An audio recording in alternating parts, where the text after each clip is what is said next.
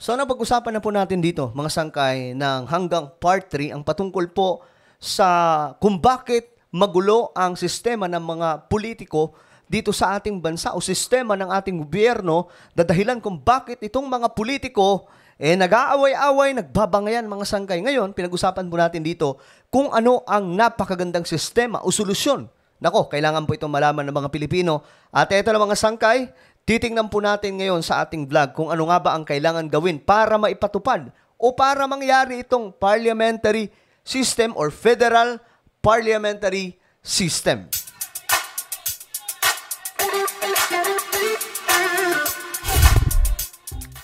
Magandang oras po sa lahat ng ating mga kababayan, sa lahat po ng mga solid sangkay, sa lahat ng mga Pilipino na nanonood ngayon.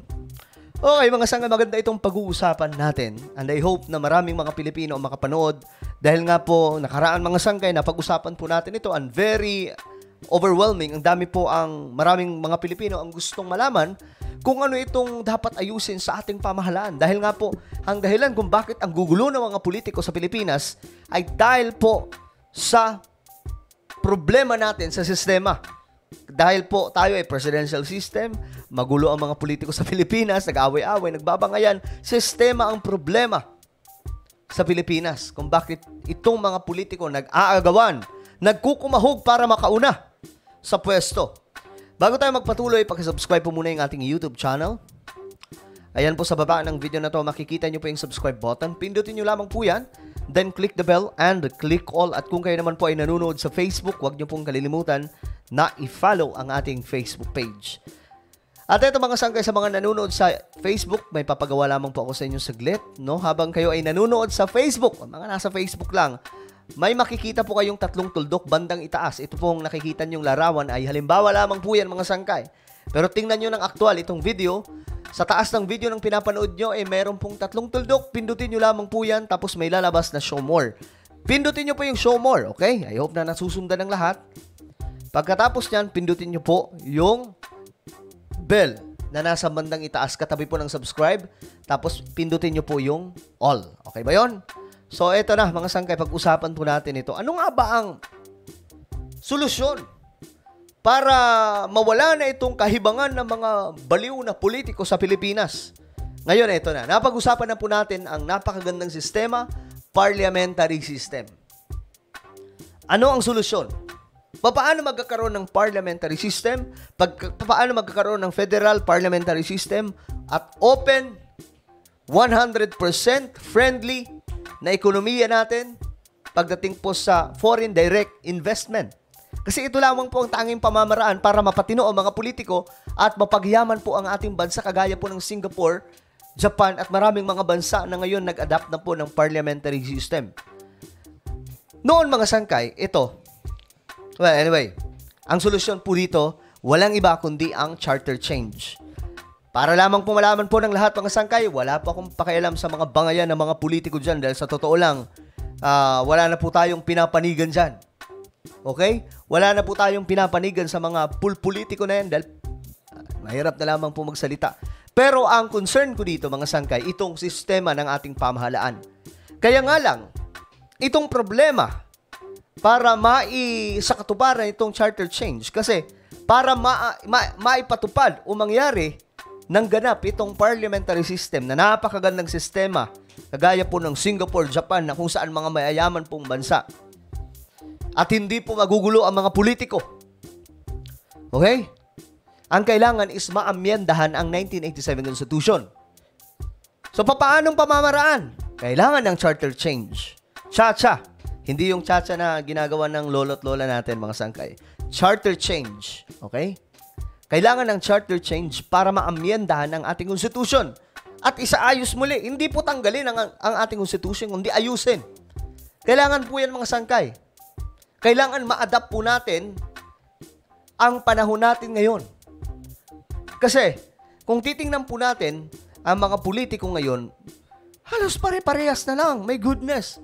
Yung akala po natin mabait, loko-loko pala.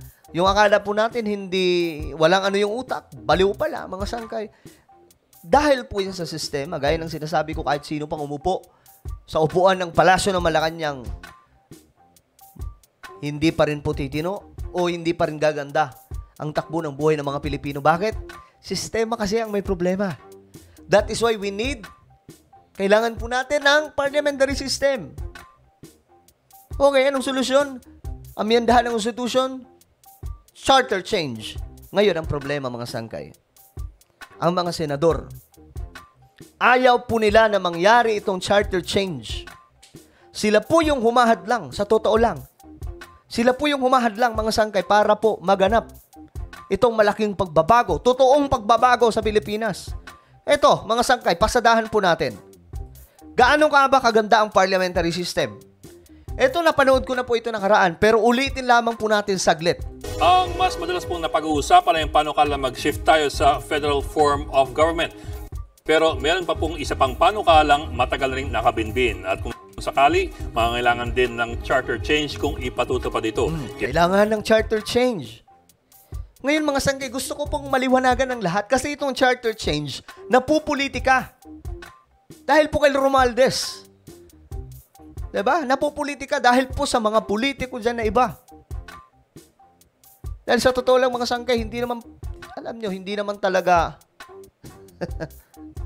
hindi naman talaga itong mga problemang ito mangyayari kung babaguhin o ayusin natin ang sistema na nasa Constitution. Aayusin. Ito parliamentary system, marami na po ang nag-adapt. Singapore, Japan, iba pang mga bansa sa Europe, mga malalagong bansa, mga mayayaman na bansa. Yung mga presidential system ng mga bansa, kamusta? Ayun, mga mahihirap na bansa. Magugulo ang politika. Tingnan nyo yung Amerika, mga sangkay. Nag-aaway-away. Bakit presidential system? Ito, panoorin po natin. Yan po yung paglipat sa isang parliamentary form of government. Presidential or parliamentary? Ano po ang kaibahan nila? Sa presidential, meron pong tinatawag na separation of powers. Ibig sabihin, hiwalay ang executive sa legislatura. Ang legislature ang magpapasa ng batas habang ang executive ang magpapatakbo ng bansa. Sa parliamentary naman, ang prime minister ay bahagi ng legislatura. Siya ang tumatayong leader ng gobyerno at ng legislatura dahil siya po ang may pinakamaraming boto sa mga parliamentarians. Sa presidential, madalas ay may fixed term ang Pangulo.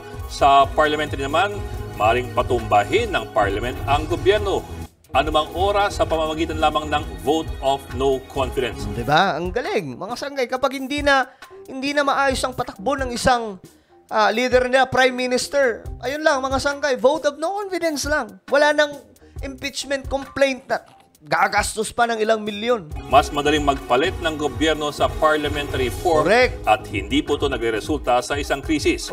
Diba? Wala na pong krisis sa parliamentary system. Ganun lang ka-easy. Kung hindi na, wala na sa ayos ang ginagawa mo din. Ayun na, kagad. Sa presidential, ang Pangulo ay madalas binoboto ng taong bayan o kaya ng Electoral College kagaya po ng nasa US. Sa parliamentary, ang namimili ng Prime Minister ay ang Parliament. Kung sinong parliamentarian na may pinakamaraming suporta sa legislatura, siya po ang nagiging Prime Minister. At sa parliamentary, ang mga ministro, madalas ay mga miyembro rin ng Parliament na kaalyado ng Prime Minister. Yan po ang pinupunto ni Senator Robin Padilla. Kung parliamentary, mas madaling ipatawag yung mga ministro dahil bahagi rin sila ng Parliament. Correct. So ano po ang mas maiging sistema? Hindi po ganun kadali ang sagot dahil hati po ang opinion dyan. Sa presidential form, mas madalas magbanggaan ng executive at ang legislative. Kaya minsan nagkakaroon po ng mga deadlock gaya ng mga budget deadlock sa Amerika. Hindi na-delay, mga sangkay. Yan po ang problema sa presidential system. Sa parliamentary, hindi mo nangyayari yan dahil ang nagpapatakbo ng gobyerno ay ang mismong mga miyembro rin ng parliament. Pero diba? May isa pang uri ng sistema na medyo nasa gitna. Ito po yung semi-parliamentary system. Okay. Lampasan na po natin yan mga sangkay. Ito. Dito tayo. Ito. Norman Loaiza, UK, Israel, Thailand at yung Japan. Okay, ito na ha. Tandaan nyo ang Israel, okay? Parliamentary system din po sila. Bakit malago ang Israel? Bakit mayamang bansang Israel? Parliamentary system. Ganun lamang po kasimple. UK, iba pang mga bansa sa Europe, parliamentary system, malago. Walang gulo, gaano sa kanilang gobyerno. Wala gaanong nakawan. At ito mga sangkay ang patunay. Isang study ng World Bank noong 2001 na ginawa ni Daniel Letterman, Norman Loaiza, at Rodrigo Suarez, sinabi po nila na ang parliamentary system ay hindi kasing problemado sa korupsyon kumpara po doon sa ibang sistema. Tapos, mga sangkay, ang parliamentary system ayon po sa pag-aaral noong 2000 World Bank Study, okay? Ang parliamentary system ay hindi problemado pagdating po sa korupsyon, hindi tulad sa ibang sistema. Ngayon mga sangkay, alam ko naguguluhan kayo kasi may mga sinusuportahan po kayong mga politiko. Kasi wala akong sinusuportahan dyan. Okay, pagod na po tayong sumuporta kung kani-kanino mga sangkay. Tapos ganun lang din naman, paulit-ulit lamang po. Nako, mga sangkay. What we really need right now in our country is ayusin ang sistema.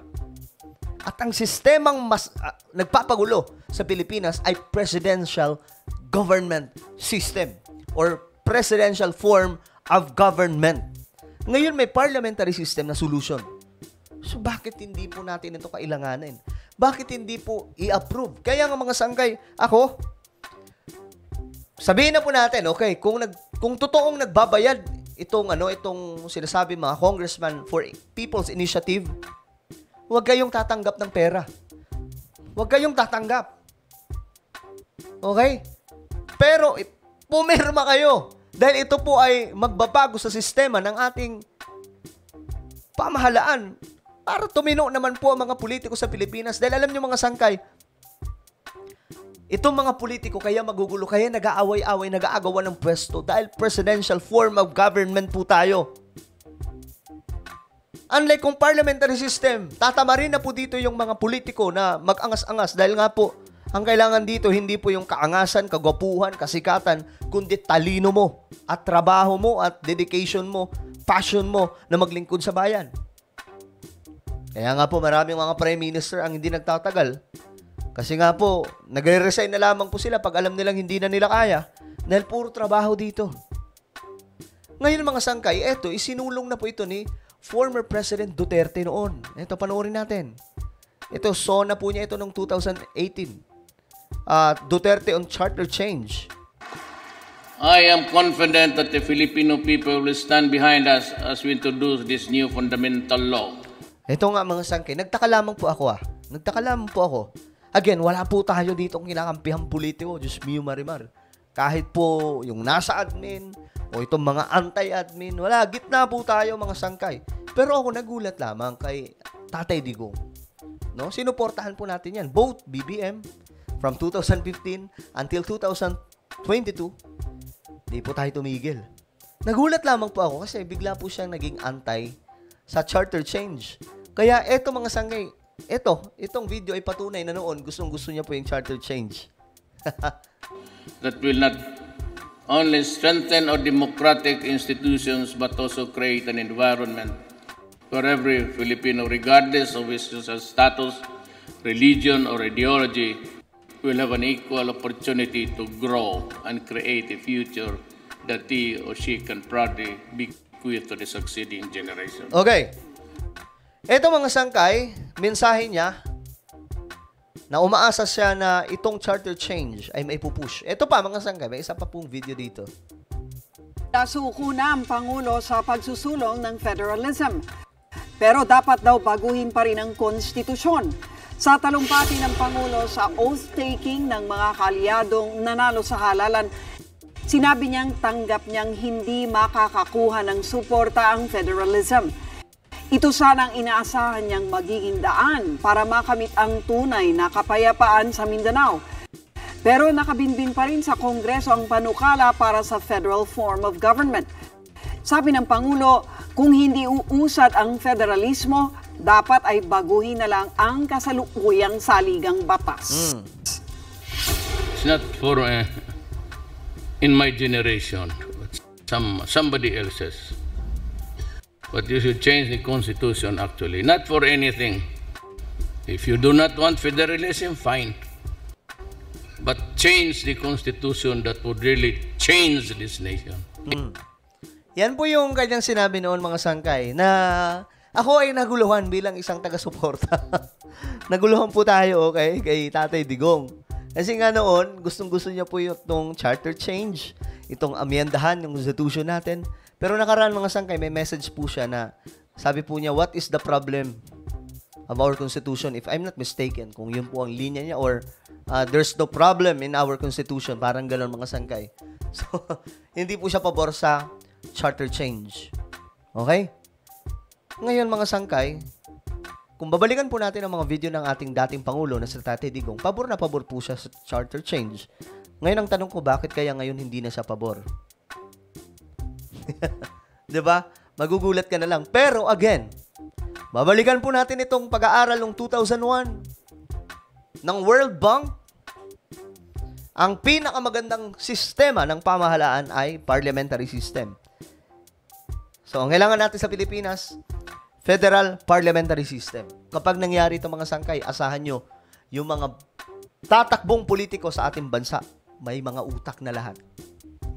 Hindi na po yung tipong artista na sikat na magaling kumembot, magaling sumayaw, magaling kumanta, magaling sa mga movie, magaling magsalita na tao, maraming pera. Hindi na po uubra yan.